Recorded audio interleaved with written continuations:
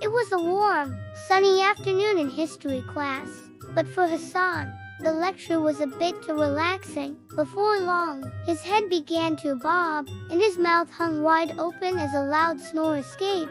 Malik, sitting nearby, saw a golden opportunity. He reached into his lunch bag and pulled out a secret weapon, a fresh lemon slice.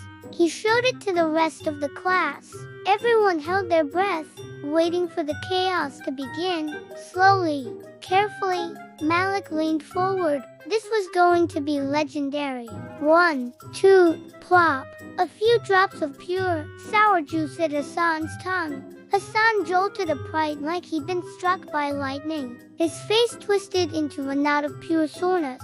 His brain was still processing the sudden explosion of flavor while the whole class erupted in laughter. Malik tried to act innocent, but he couldn't hide that grin or the evidence behind his back.